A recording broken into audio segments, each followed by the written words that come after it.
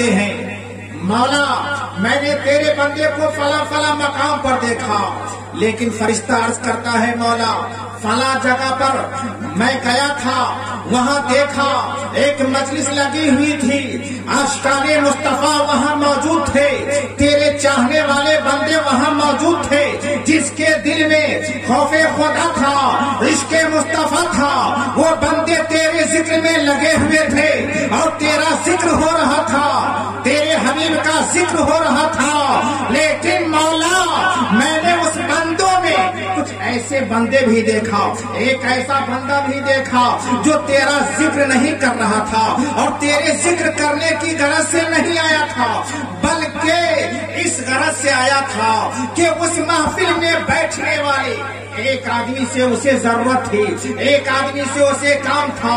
رب کائنات ارشاد فرماتا ہے اے فرشتے گواہ ہو جاؤ، ارے اس محفل خیر میں جتنے بھی بندے مجھے ذکر کرنے والے تھے میں نے سب کی مغفرت کر دیا ہے۔ اللہ اکبر۔ فرشتہ عرض کرتا ہے مولا اس محفل میں تو تیرے وہ بندے تھے، کچھ ایسے بندے تھے جو تیرا ذکر کر رہے تھے اور کچھ ایسے بندے تھے جو تیرا ذکر نہیں کر رہا تھا، کیا تو نے اسے بھی معاف کر دیا؟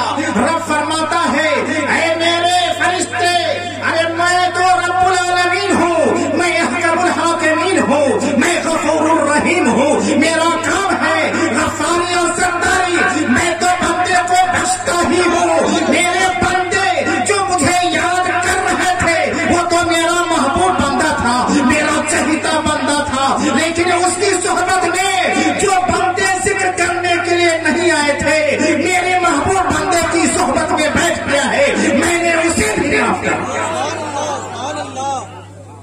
تو دیکھا آپ نے جو بندہ ذکر خدا بھلے نہیں کر رہا ہے لیکن ذکر کرنے والے ان علماء کی مجلس میں آگ بیٹھ گئے ہیں تو رب کی رحمت کو گوارا نہیں ہے کہ میں اپنے ذاکر بندوں کے ساتھ جو اس کی صحبت میں بیٹھ گیا میں اسے محروم کر دوں، میری رحمت کو یہ گوارا نہیں ہے۔ میرے محبوب بندے کی صحبت میں بیٹھ جائے اس کی بھی مغفرت ہو جاتی ہے۔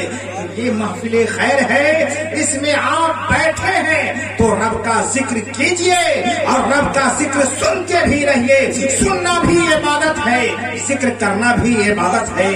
اس لیے ایک بار آپ زور سے کہہ دیجئے سبحان اللہ۔ ابھی آپ نے سبحان اللہ کہا، میں نے موضوع اٹھایا سبحان اللہ سے، سبحان الذی اسریٰ، پاک ہے وہ ذات جو لے گیا اپنے بندے کو رات کے تھوڑے سے حصے میں مسجد حرام سے لے کر مسجد اقصی تک، اور پھر مسجد اقصی سے آگے بھی حدیث سے ثابت ہے کہ مصطفیٰ رب کی بارگاہ میں پہنچے ہیں، رب کائنات کی بارگاہ میں حاضر ہوئے ہیں۔ برادران ملت اسلامیہ، رب کائنات کی جب مشیت ہوتی ہے کہ میں اپنے محبوب کو اپنا دیدار کرا دوں اور اپنے مصطفیٰ کو ایسی خصوصیت سے نواز دوں کہ جو خصوصیت نہ حضرت آدم صفی اللہ کو ملی ہے، جو خصوصیت نہ حضرت ابراہیم خلیل اللہ کو ملی ہے، جو خصوصیت نہ حضرت اسماعیل ذبیح اللہ کو ملی ہے، نہ موسیٰ کلیم اللہ کو ملی ہے، نہ عیسیٰ روح اللہ کو ملی ہے، ایسی خصوصیت سے میں اپنے پیارے حبیب کو نواز دوں تو رب کائنات نے حضرت جبریل امین سے ارشاد فرماتا ہے اے جبرائیل جا میرے محبوب کو میرے پاس لے آؤ۔ حضرت جبریل امین عرض کرتے ہیں مولا تو شان والا ہے، تیری وہ شان ہے کہ لیسا کمثلہ شیء، تیری ذات کے مثل کوئی چیز نہیں ہے، نہ تو تیری صفات کے مثل کوئی ہے، تیرا محبوب بھی بے مثل و بے مثال ہے، تیرے حبیب کی شان یہ ہے کہ ایکم مثلی، میرے مثل کون ہو سکتا ہے؟ پروردگارا تو بے مثل و بے مثال ہے اور مخلوقات میں تیرا حبیب بے مثل و بے مثال ہے، اور اے رب کائنات تو بھی نور ہے، ارے بلانے والا نور ہے اور لانے والا بھی نور ہے، اور مصطفیٰ جانے رحمت وہ بھی نور ہے، تو اے مولا اس کی سواری کا بھی انتخاب ہونا چاہیے. اس کے لیے سواری کیسی ہو؟ اس کے لیے بہترین سے بہترین سواری ہونی چاہیے، جس طرح کی سواری کسی نے نہ کی ہے. اول سے آخر تک کسی کو جیسی سواری نصیب نہیں ہو، بے مثل سواری بھی ہونی چاہیے. رب کائنات نے ارشاد فرمایا، اے جبرائیل انا سمیع و بصیر، میں تو سننے والا ہوں، میں تو دیکھنے والا ہوں. تیری خواہش یہ ہے کہ مصطفیٰ کو لایا جائے تو بہترین سواری پہ لایا جائے. اے جبرائیل جاؤ جنت سے براق لے جاؤ، جنت سے سواری براق لے جاؤ. یہ براق ایسی سواری ہے کہ دنیا میں کسی کو اس سواری کے سوار ہونے کا شرف نہیں مل سکا ہے. براق پر اگر کوئی سوار ہوا ہے تو پھر میرے نبی کی ذات ہے. نبی کونین صلی اللہ تعالی علیہ وسلم کو رب کی بارگاہ میں لے جانے کے لیے براق کو اختیار کیا جا رہا ہے. جب براق لینے کے لیے جنت میں حضرت جبرائیل پہنچتے ہیں، دیکھتے ہیں براق کے اندر جتنے بھی براق ہیں، جنت میں جتنے بھی براق ہیں، سب سجے دھجے ہیں اور سب کے چہروں پر مسکراہٹ کی علامت نظر آ رہی ہے. جبریل امین نے فرمایا، اے براق ماجرا کیا ہے، حقیقت کیا ہے؟ آج سب کے چہروں پر مسکراہٹ ہے، خوشیوں سے تم سمائے نہیں پھر رہے ہو، بات کیا ہے؟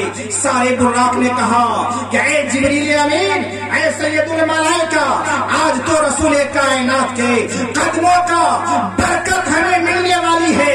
نبی کونین جو سید المرسلین ہے، نبی آخر الزمان ہے، اس سرورے دو جہاں کی اس سواری کا شرف مجھے ملنے والا ہے. لیکن حضرت جبریل امین دیکھتے ہیں ایک کونے میں ایک براق ہے، جو بیچارہ براق غموں سے نڈھال ہے، آنکھوں سے آنسو ہے، آنکھوں میں آنسو کے قطرے نظر آ رہے ہیں. جبریل امین جاتے ہیں براق کے پاس، پوچھتے ہیں براق بات کیا ہے؟ سارے فرشتے تو جس کے چہرے پر مسکراہٹ ہے، لیکن تیرے چہرے پہ غمی کے آثار کیوں ہیں؟ تو جو ہے غمزدہ کیوں پڑا ہوا ہے؟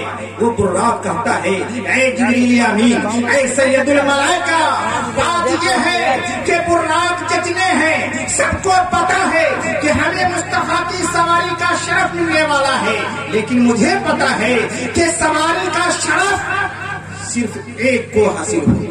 سواری کا شرف سارے براقوں کو نہیں ملے گی، صرف ایک براق کو سواری کا شرف ملے گا. میں اس غم میں نڈھال ہوں، کہیں ایسا نہ ہو جائے کہ میں سواری سے محروم ہو جاؤں. اس غم میں کہ مصطفیٰ کے قدموں کی برکت ہمیں نہ مل سکے، جس کے غم میں میں رو رہا ہوں. جبریل امین سمجھ گئے ہیں کہ وہ مصطفیٰ جو عز و اخلاص کا پیکر ہے، وہ مصطفیٰ جو مالک کونین ہو کر کے بھی حضور کی چٹائی پر اپنی زندگی بسر کر رہے ہیں، حضور کی چھالوں پر اپنے تکیہ استعمال کر کے اپنی زندگی بسر کر رہے ہیں، تو وہ مصطفیٰ عز و اخلاص کا پیکر ہے.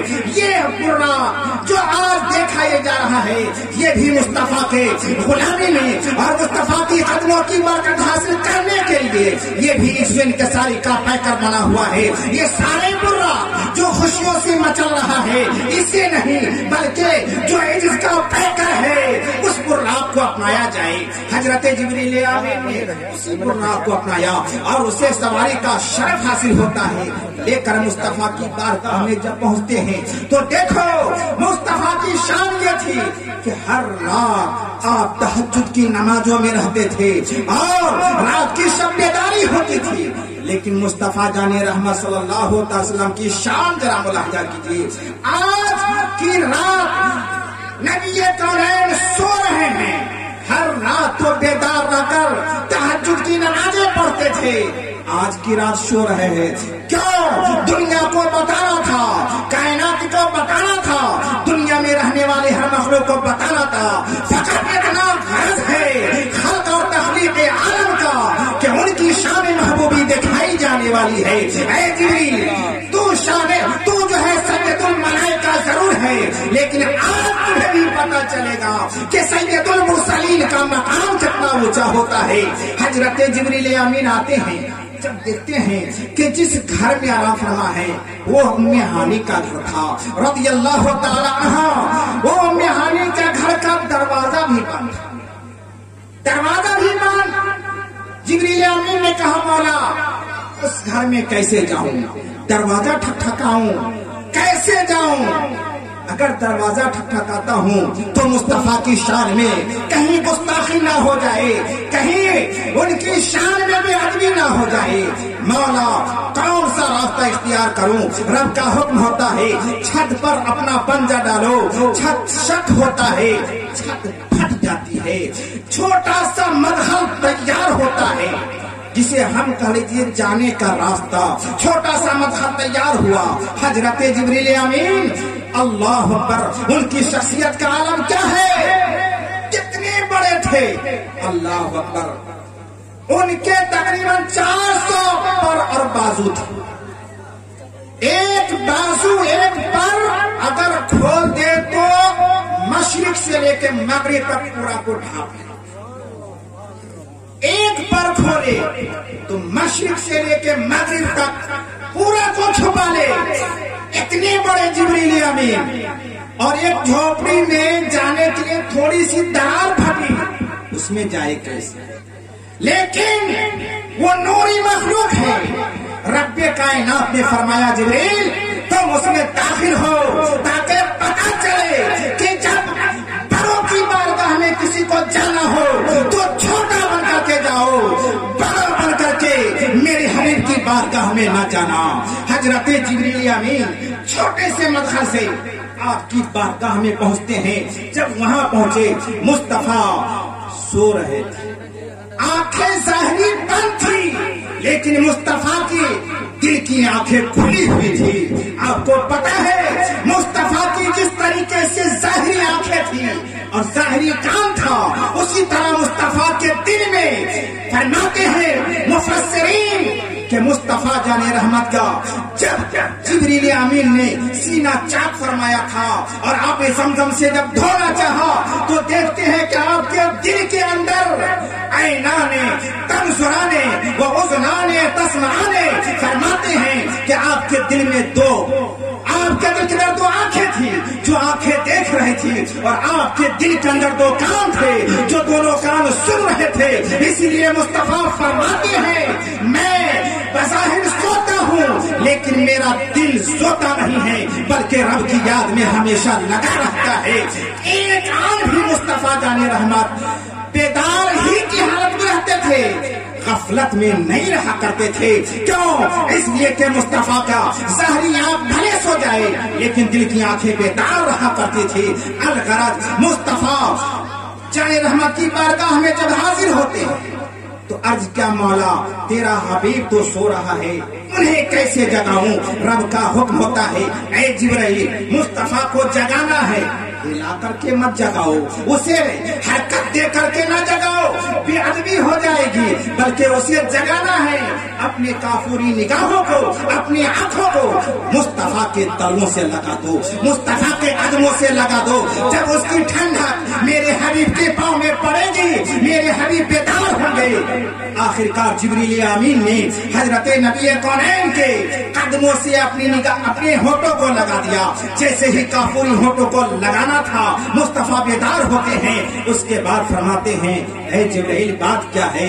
जिब्रील अमीन ने कहा ए प्यारे आका रब ने आपको सलाम कहा है और आपको अपने पास अपने दीदार के लिए बुलाया है। अल्लाह अकबर। जब जिब्रील अमीन ने ये कहा तो मुस्तफा बेदार होते हैं और आप वज़ू फरमाते हैं और खाना काबा में जब दाखिल होते हैं जैसे ही दरवाजा खोला तो क्या है शायर ने क्या खूब नक्शा खींचा है कि सोए हैं वो बज़ाहिर, दिल उनका जागता है, तलवों से उनकी कुर्सी पेशानी मर रहा है और आंखें खुली तो पूछा जिब्रील कहिए क्या है? जिब्रील बोले आका खालिक बुला रहा है। बिरादराने मिल्लत इस्लामिया मुस्तफा बाहर निकलते हैं और जब आते हैं तो देखते हैं हजारों मलाइका मौजूद है जो आपके खिदमत में हाजिर हुए थे जिब्रील अमीन के साथ। मुस्तफा जाने रहमत खाना काबा में आते हैं। फिर हजरत जिब्रील अमीन ने آپ کو آپ کا سینہ چاک کیا اور آپ کے دل کو آب زمزم کی پانی سے دھویا. دھونے کے بعد سونے کے دست میں رکھ کر کے اس کو دھوتے ہیں اور دھونے کے بعد نور علم اور نور حکمت سے اسے بھر دیتے ہیں اور بھرنے کے بعد پھر آپ کا دل آپ کے سینے میں رکھ دیتے ہیں. اس کے بعد نبی کونین صلی اللہ تعالی علیہ وسلم براق پر سوار ہوتے ہیں اور آپ چل دیتے ہیں. جا رہے ہوتے ہیں. کتنی تیز رفتار تھی آپ کو پتا ہے. آپ کی رفتار یہ ہے کہ 2,60,000 میل کی دوری سے بھی آگے آسمان ہے کہ جہاں آپ کی نظر پہنچتی ہے. مصطفیٰ کے سواری کا حال یہ تھا کہ جہاں تک نظر پہنچتی تھی اس سواری کا پہلا قدم وہاں تک پہنچتا ہے. مصطفیٰ جانے رحمت اب اس سواری پہ سوار ہوتے ہیں اور آپ اپنا سفر جاری فرماتے ہیں. راستہ میں جاتے ہیں تو دیکھتے کیا ہے؟ موسیٰ علیہ السلام کی قبر نظر آتی ہے. حضرت موسیٰ کلیم کی قبر نظر آئی. آپ نے کہا السلام علیکم ورحمۃ اللہ وبرکاتہ، لیکن قبر سے جواب نہیں آتا ہے. آپ کو پتا ہے سلام کرنا سنت ہے، جواب دینا واجب ہے. قبر سے آواز نہیں آتی ہے. مصطفیٰ جان رحمت سوچتے ہیں آخر وجہ کیا ہے، ماجرا کیا ہے. آخر نبی ہیں اور قبر سے سلام کا جواب نہیں آ رہا ہے. تو مصطفیٰ جان رحمت براق سے پیچھے تشریف لاتے ہیں اور جب دیکھتے ہیں نگاہ نبوت سے دیکھا تو قبر میں موسیٰ کلیم نماز پڑھ رہے تھے. اللہ اکبر. دیکھو زندگی بھر دنیا میں نماز پڑھتے ہی رہے. نماز سے کتنی محبت تھی کہ دنیا سے جانے کے بعد قبر میں نماز پڑھ رہے ہیں. آج ہم کہتے ہیں کہ ہم مسلمان ہیں، عاشق مصطفیٰ ہیں، محب مصطفیٰ ہیں، لیکن حال یہ ہے کہ ہماری مسجدیں خالی نظر آتی ہے. کیسے آپ اللہ کے محبوب بن سکتے ہیں؟ کیسے آپ اللہ کے برگزیدہ بندہ بن سکتے ہیں جب دنیا میں آپ کو نماز سے محبت نہیں ہے؟ کیا دنیا سے جانے کے بعد آپ کو محبت ہوگی نماز سے؟ نماز پڑھیے. ارے نماز اتنی بڑی عظیم عبادت ہے کہ نماز کے بارے میں کہا گیا ہے کہ نماز الصلاۃ معراج المومنین، نماز مومنوں کی معراج ہے. نبی کی معراج یہ ہوئی کہ عرش پر جا کر کے رب کا دیدار فرمایا ہے اور امتی کی معراج یہ ہے کہ نماز پڑھ لے تو اس کی معراج ہو جاتی ہے. لیکن آج نمازوں سے دور ہے. الغرض نبی کونین وہاں سے سفر کرتے ہوئے مسجد اقصی میں پہنچتے ہیں. وہاں جانے کے بعد دیکھتے ہیں کہ جتنے بھی انبیاء کرام تھے سارے انبیاء کرام بیت المقدس میں موجود ہیں. آپ وہاں جاتے ہیں، نمازیں پڑھے. نماز پڑھانے کے بعد پھر وہاں سے آگے سفر طے ہوتا ہے. جب جبریل امین حضرت نبی کونین کو لے کر کے آگے چلے تو آسمان کا دروازہ سارا بند. جب سارے دروازے بند تھے تو جبریل امین نے آواز لگائی دروازہ کھولا جائے. کہا کون ہے؟ کہا جبرائیل ہوں. دروازہ نہیں کھلتا. کہا آپ کے پاس اور بھی کوئی ہے؟ کہا ہاں نبی کونین محمد رسول اللہ صلی اللہ تعالی وسلم ہیں. پھر اس دروازے کو کھولا جاتا ہے کیونکہ اس شب میں رب کا حکم تھا کہ آسمان کے سارے دروازے بند کر دیا جائے. اگر کھلا رہے گا تو صرف ایک ہی دروازہ کھلا رہے گا، جس دروازے سے مصطفیٰ آئیں گے اسی دروازے سے مصطفیٰ کو لے گیا. آگے بڑھتے ہیں. جب آسمان کے آگے بڑھے تو دو آسمانوں کے بیچ میں کیا دیکھتے ہیں کہ ایک فرشتہ ہے جو رب کا بڑا ہی مقرر فرشتہ تھا. اللہ تبارک و تعالیٰ نے اس فرشتے کی خدمت کے لیے ہزاروں فرشتے لگا رکھے. رب کائنات نے اس ایک فرشتہ کے لیے ہزاروں فرشتے رکھ دیا تھا تاکہ وہ اس کی خدمت کرے. اس کے چاروں طرف فرشتے تھے. فرشتہ مقرر فرشتہ تخت پر بیٹھا ہے اور اس کے ارد گرد ہزاروں فرشتے ہیں. مصطفیٰ جا رہے ہیں، مصطفیٰ جا رہے ہیں. جب آگے بڑھے اللہ نے پہلے سارے آسمانوں کو سجانے کا حکم دیا تھا، جنت کو سجانے کا حکم دیا تھا، فرشتوں کو حکم دیا تھا کہ میرا حبیب آئے میرے پاس ادب کرنا، اس کی جو فرشتہ تھا، جو مقرب فرشتہ تھا، اس نے تعظیم نہیں کی۔ انجام یہ ہوتا ہے کہ مصطفیٰ آگے بڑھے اور وہ فرشتہ کے اوپر اللہ کا عذاب نازل ہوتا ہے اور اس کے پر جل جاتے ہیں اور پھر وہ کوہ قاف کے ایک جزیرے میں پھینک دیا جاتا ہے۔ پتہ یہ چلا کہ جب بڑی ہستی آئے، بڑا انسان آئے، تو ہم چھوٹے بڑے کا ادب کریں، چھوٹے بڑے کی تعظیم کریں۔ آج ماحول اتنا گندا ہو چکا ہے، باپ کھڑا ہوتا ہے، بیٹا کرسی پر بیٹھا رہتا ہے، باپ کہیں کھڑا ہو سلام کرنے کے لیے تیار نہیں ہوتا ہے۔ لوگوں، ادب اور تہذیب ایک ایسی چیز ہے، انسان اگر ادب کو بھلا دیا تو انسان ناکام ہو جاتا ہے۔ تو ہمیں چاہیے کہ ہم ادب کا خیال رکھیں۔ الغرض نبی کونین آگے بڑھے، رب کی بارگاہ میں پہنچے، تو رب کی بارگاہ میں پہنچنے کے بعد مصطفیٰ نے آداب و تسلیم پیش کیا۔ کیا؟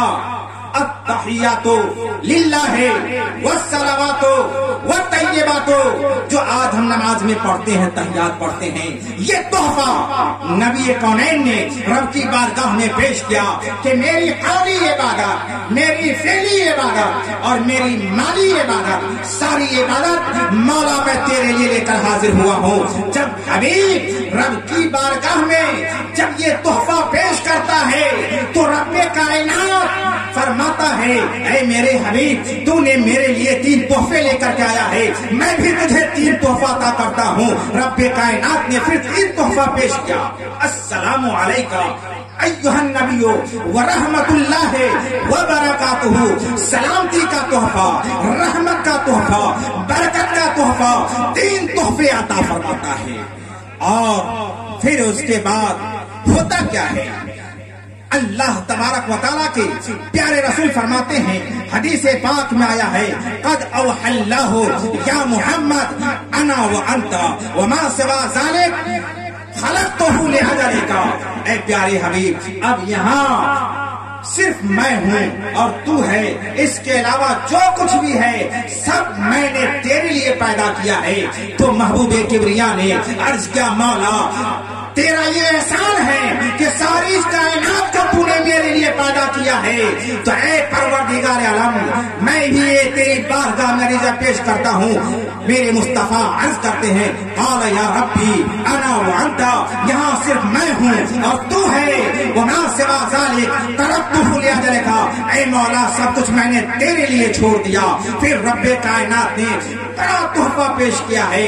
آپ کو پتا ہے حدیث پاک میں آیا ہے، تکلم معه 90,000 حکایت اسرارا و اخبارا و حکاما، رب کائنات نے پھر 90,000 حکایات سے آپ کے قلب انور کے اندر مزین کر دیتا ہے، آراستہ فرما دیتا ہے، 90,000 علم سے نوازتا ہے۔ وہ 90,000 علم میں کیا تھے؟ کچھ اسرار کی باتیں تھی، کچھ اخبار کی باتیں تھی، کچھ احکام کی باتیں تھی۔ اس سارے علوم سے اتنا نوازا کہ دوسری حدیث سے اس کی وضاحت ملتی ہے۔ آقا ارشاد فرماتے ہیں، رأیت ربی فی احسن صورت، میں نے رب کو بہترین صورت میں پایا ہے، بہترین صورت میں میں نے دیکھا۔ قال فیما یختصم الملأ الاعلی، میرا رب فرماتا ہے، اے پیارا حبیب، میری تیری بات ہو رہی ہے اور یہ فرشتے جو عرش کے نیچے ہیں، یہ مالا اعلی کے فرشتے، یہ کیا گفتگو کر رہے ہیں؟ رب کائنات کے پیارے حبیب نے ارشاد فرمایا، عرض کیا ہے، مولا انت عالم، تو بہتر جانتا ہے، پروردگار عالم مجھ سے بہتر تو تو جانتا ہے۔ اللہ اکبر۔ پھر رب کائنات کے پیارے رسول فرماتے ہیں کہ رب کائنات نے مجھے اتنے علم سے نوازا کہ علم تو فوضا کفہ بین کتفیا فوجدت بردہا بین سریا فعلمت ما فی السماوات والارض۔